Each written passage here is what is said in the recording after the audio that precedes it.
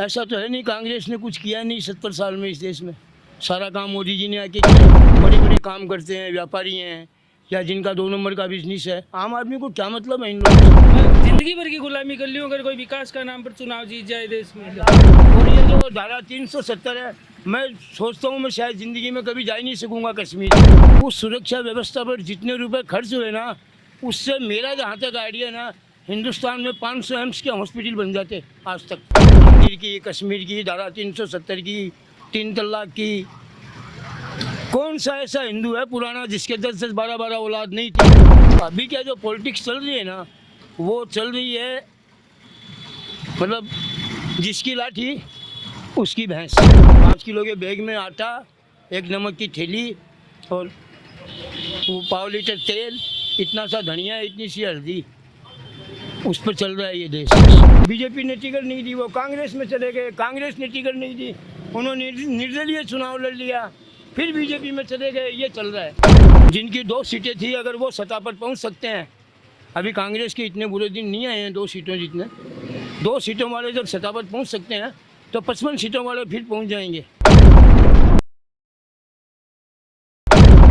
तो सर अब की बार यहाँ से आपके प्रत्याशी किसको वोट दोगे आप? मैं नोटों पर दूंगा, वोटो पे दोगे? क्यों? क्योंकि मैं बीजेपी को तो वोट देता नहीं हूँ अच्छा और हमारा कामरेड को मैं वैसे वोट नहीं दूंगा। अच्छा मैं नोटों पर दूंगा क्यों? क्योंकि मेरे लिए दोनों प्रत्याशी समान है। मैं अपने वोट की कीमत ज़ाया नहीं करूँगा। अच्छा नहीं, आप एक को वोट देकर जिताओगे तो वो आपका काम करे ना आपके लिए। काम तो मैं तो 14 चुनाव देख लिया मेरी उम्र में।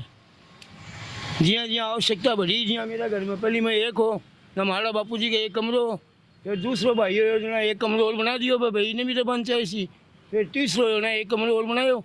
तो आवश्यकता आविष्कार की जननी है।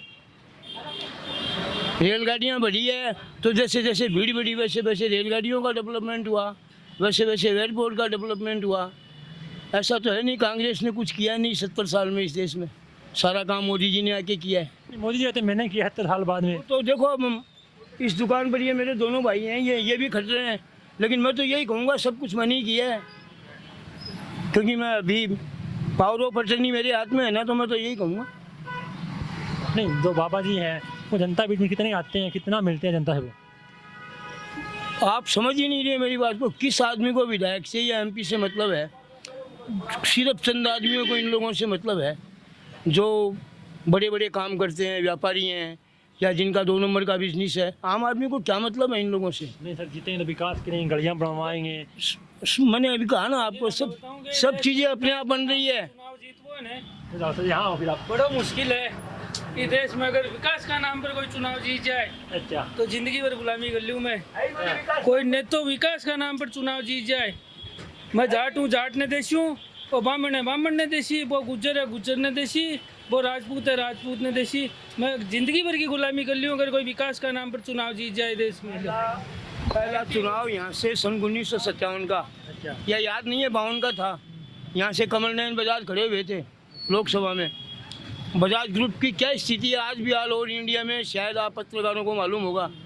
मैं खुद भी बाईकास्ट बजाज ही हूँ, उसी फैमिली को बिलोंग करता हूँ मैं। एक अदनसी आदमी ने उनको चुनाव हरा दिया, जबकि कमल नयन बजाज और जमुना लाल बजाज का बेटा था। तो यहाँ पे जयपुर में अच्छा कारोबार स्टार्ट कर दिया। अरे जयपुर में क्या, वर्धमान नगर क्या, बंगाल में क्या, उन लोगों के कितने कारोबार हैं आज। बजाज ग्रुप के बजाज लैंप है, बजाज फलां है, बजाज ढिकड़ है। तो यहाँ क्या है, सब चुनाव में अभी जैसे छोटे भाई ने कहा ना, जातिवाद समीकरण चल रहा है पूरा। किसी को कोई चीज़ से मतलब नहीं है, विकास से। हम यहाँ क्या मेरा देखते हैं, मेरी लाइट गई है ना, हाँ। तो मैं बाहर निकल कर देखता हूँ कि पड़ोसी की गई कि नहीं गई। उसकी गई है तब मैं खुश हूँ। अच्छा उसकी लाइट आप खुश हो? उस मेरी गई ना, उसकी भी जानी चाहिए। नहीं आ रही है ना, हाँ मेंटेलिटी यहाँ है। और ये जो धारा 370 है, मैं सोचता हूँ मैं शायद ज़िंदगी में कभी जा ही नहीं सकूँगा कश्मीर। मेरे को मालूम है इस बात का कि मैं जा ही नहीं सकूँगा। ये धारा 370 रखने के बाद में कितने लोगों ने प्लाट खरीदे वहाँ पर। सर यही मैं बात कर रहा था, यहाँ पे बैठे थे उनसे कि धारा 370 बैठने अपने को क्या फ़ायदा हुआ है? वो जो भाई साहब बड़े बड़े स्पीच दे रहे थे धारा 370 के बारे में, कितने लोग वहाँ गए और कितने लोगों ने वहाँ ज़मीन खरीदी है। मेरा पड़ोसी भूखा सो रहा है, उसका तो मेरे को मतलब ही नहीं है। मैं कश्मीर की बात कर रहा हूँ, मेरी क्या थोड़ी है। सीकर में बम पड़े ना तो घंटाघर के पास नहीं पड़े, सारा चाहे सारा सीकर में रहो, और घंटाघर के पास पड़े तो मेरे परिवार मेरी फैमिली पर नहीं पड़ना चाहिए। बाकी कुछ भी हो, बाकी कुछ भी हो है, आम आदमी की थोड़ी है ये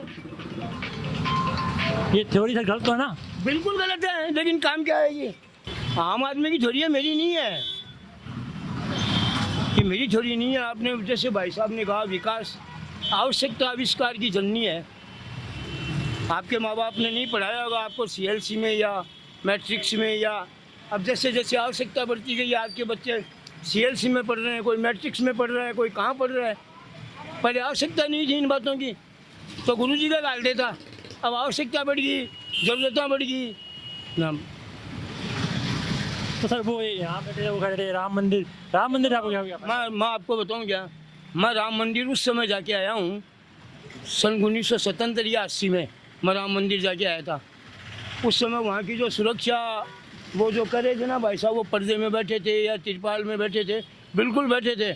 उस समय वहाँ की जो सुरक्षा व्यवस्था मैंने देखी ना, उस सुरक्षा व्यवस्था पर जितने रुपए खर्च हुए ना, उससे मेरा जहाँ तक आइडिया ना, हिंदुस्तान में 500 एम्स के हॉस्पिटल बन जाते आज तक, अगर वो पैसा वहाँ खर्च। ये कांग्रेस गवर्नमेंट की बदकिस्मती है ये कि उन लोगों ने बोल्ड डिसीजन नहीं लिए। राम मंदिर का ताला खुलवाया, बाबरी मस्जिद का विध्वंस उनके टाइम में हुआ है, लेकिन ये कांग्रेस की बदकिस्मती है कि श्रेय करता कोई है, श्रेय किसी को मिल जाता है। लेकिन मैं उस समय जाके आया हूँ जब वहाँ चप्पे चप्पे पर पुलिस तैनात थी और वो भगवान पर्दे में बैठे हुए थे। देखो मेरे पास मंदिर ही मंदिर है, मैं कभी जाता ही नहीं हूँ, दर्शन करने ही नहीं जाता हूँ मंदिर में। वहाँ चले जाते हैं? वहाँ चले जाएंगे लोग, देखो बड़ी आश्चर्य की बात है। यहाँ मेरा भाई भूखा बैठा है घर में, उसकी मेरे को चिंता नहीं है। राम मंदिर की, कश्मीर की, धारा 370 की, 3 तलाक की, कौन सा ऐसा हिंदू है पुराना जिसके 10-10, 12-12 औलाद नहीं थी? मेरे पड़ोस में ऐसे, मेरी गली में ऐसे घर, किसी के 8 थे, किसी के 9 थे, किसी के 10 थे। जैसे जैसे लोग शिक्षित होते गए वैसे उनको समझ में आ गई कि ये क्या कर रहे हैं अपन। सबसे बड़ा सर खेल ये मैं कहना चाहता हूँ कि आप शिक्षित कर लीजिए, आप बच्चों जो बच्चे में पढ़ाइए तो पढ़ेंगे, शिक्षित होंगे तो अपने आप कम हो जाएगा, अपने आप कम होंगे। तो धीरे धीरे ये जो जिस कम्युनिटी का अभी बहिष्कार किया जा रहा है या जिस कम्युनिटी पर तंज कसा जा रहा है, धीरे धीरे ये लोग भी होशियार होंगे। इनको भी मैं जानता हूँ, बहुत से लोग हैं जिनके 2-2 बच्चे ही होने लग गए। अब उनको भी मालूम पड़ गया यार कैसे पढ़ाएंगे बच्चों को, कैसे इनका लालन पालन करेंगे। तो अभी क्या जो पॉलिटिक्स चल रही है ना, वो चल रही है मतलब जिसकी लाठी उसकी भैंस। सर एक जैसे मैं वो भाई बात कर रहे थे, जैसे राम मंदिर वहाँ बना है, चलो राम मंदिर वहाँ बना है, वहाँ पहले जो लोग रहते थे उनके घर टूटे, उनकी दुकानें टूटी, आज वो बेघर है, उनको कुछ नहीं मिला। मैं गया वो रो रहे हैं, तो उनके लिए राम अच्छे हैं या उनके लिए वो दुकानें अच्छी थी? देखिए भाई साहब, मंदिर में बैठे बैठे तो मेरे को भी रोटी नहीं मिलेगी, आके दुकान पे बैठना पड़ेगा ना। आप ये दुकान तोड़कर यहाँ मंदिर बना रहे तो आपको उससे बेनिफिट होगा या तो परिवार ही भूखों मर जाएगा। कितने लोगों का परिवार भूखा हुआ है? तो मैं तो वहाँ इस समय तो मैं जाके नहीं आया हूँ, उस समय जब मैं गया था तो वहाँ की बड़ी दयनीय स्थिति थी। मैंने आपको बता दिया ना, उस पर जितना खर्चा आज तक हुआ है गवर्नमेंट का, उसमें हिंदुस्तान में 100 एम्स के हॉस्पिटल बनाए जा सकते थे, हो सकता है ज़्यादा ही बनाए जा सकते हो। याद नहीं है मेरे को, एक बार सर्वे आया था सेंट्रल गवर्नमेंट का कि राम मंदिर पर जितना खर्चा हो रहा है ना उस ज़मीन पर, उससे क्या क्या किया जा सकता है। यहाँ के लोग क्या है, खूब मंडूक हैं।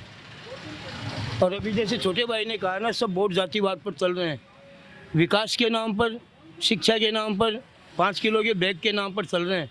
5 किलो के बैग में आटा, 1 नमक की थैली और वो 1.5 लीटर तेल, इतना सा धनिया, इतनी सी हल्दी, उस पर चल रहा है ये देश। सर मैं अभी 80 करोड़ जनता को अब तक फ्री में अनाज दिया जा रहा है, तो देश ने उन्नति कहाँ की है ये बताइए आप मेरे को। सर ये मैं दिल्ली आ बड़ी बड़ी होर्डिंग लगी हुई है वहाँ।